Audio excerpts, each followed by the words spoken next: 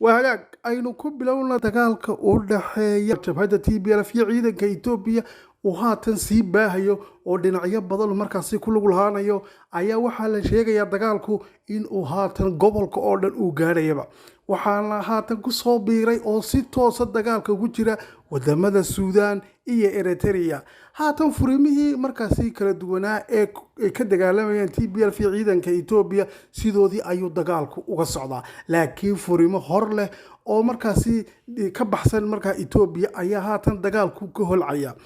haddaba wararkii ugu dambeeyay haatan waxa ay sheegayaan dhowr diyaaradood oo markaasi qarsoodiye ku tagay Eritrea oo markaa ciidanka Itoobiya waxa la yidhi diyaaradahaasi ay hub iyo ciidan badan ay ku qaadeen ayaa waxaa la sheegay in ay ka degeen markaasi Massawa airport oo ay isticmaalaan militariga Eritrea haddaba waa maxay ujeedada ciidankan loo geeyay halkaasi maxay ka damacsan tahay xukuumadda Itoobiya iyo Eritrea labaduba waa qorshe horta markaasi istaraatiijiyad fog Eritrea oo markaa qarsanaysa iyadoo wajiga doonaysana markaa in ciidanka Itoobiya loo maleeyo markaa ay dagaalka ku jiraan si ay uga gabatay baa la yidhi markaasi faragelin ama tallaabo adag oo ay wadamada reer galbeedku ka qaadaan Eritrea waayo de kiis ayaa qabanayo marka Eritrea ku duushay Tigreegi baa la oranaya iyadoo kiiskii hore lagu haysto kan hadduu ugu biiro markaa dandaans iyaga oo haatan ay ka rabaan wadamada reer galbeedku hal tallaabo oo Eritrea ay qaado ayaa iyo marmarsiyeer iyagoo raba cabsi darteed ayaa la sheegay markaasi in ay ka gabatay Eritrea arrinka sidaa darteed ayaa ciidamo Itoobiyana loo soo daabulaya waxaana haddaba haatan la sheegayaa baa la leeyahay in la furayo markaa furin cusub oo dhabarjabin ah taasi oo ah markaa in Tigreega la doonayo in xagga dambe ay kaga timaado xukuumadda Itoobiya oo ay la socoto Eritrea ciidanka Eritrea way la soconayaan baa la yidhi laakiin de waa isku dhaf waa ciidan isku dhaf waa jointly bay markaa u wada shaqaynayaan furinta haatan cusub waxa weeyaan Salambensa Adigrat front baa ay noqonaysaa baa la yidhi waxaana la sheegay in ay doonayaan markaa in Adigrat halkaasi ay kasoo weeraraan Tigreega haddaba Tigreegi oo haatan isbaahiyey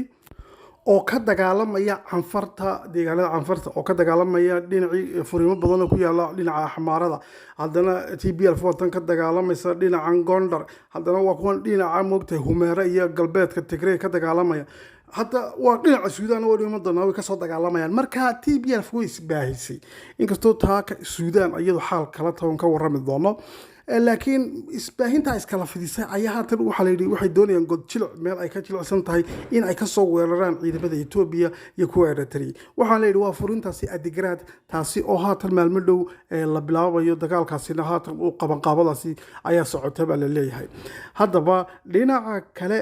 iyaga laftarkoogu Tigreegu waxa ay markaasi dhabarjabi ku sameeyeen ciidanka Itoobiya waa kuwan dhinaca Suudaan ka soo weeraray intii hore oo dhan Itoobiya baa oran jirtay moogtahay ciidamada Eritrea ciidamada Tigreeg ayaa lagu tababaraa Suudaan halkaas moogtahay laga soo weeraray laakiin markii ugu horeysay TPLF waxa ay qiratay in ay jirto TPLF Suudaan ka timid taasi oo haatan dagaalka wacdaro ka dhigaysa waxaan haatan la sheegay nimankaasi in ilaa tiradooda 500 oo ciidankii hore ee moogtay Itoobiya nabad ilaalinta u joogay qaramada midoobay iyo ciidamo kale oo isku dhaf oo dadkii qaxay la soo tababaraya oo markaa hub casri la soo siiyay ayaa haatan dagaal xoogan ka wada duleedka Humeera haddaba Getachew Reda afhayeenka TPLF ayaa xalay ka hadlay arrinkaasi waxaanu sheegay inay TPLF haatan dhinaca Suudaan ka soo gashay oo markaa ay ka dagaalamayaan deegaanka Biriqti ayay TPLF ku sugan tahay buu yiri waxaanu sheegay in markaa maalmo dhow ay guulo waaweyn dagaal ka soo hoyn doonaan oo Humeerana ay la wareegi doonaan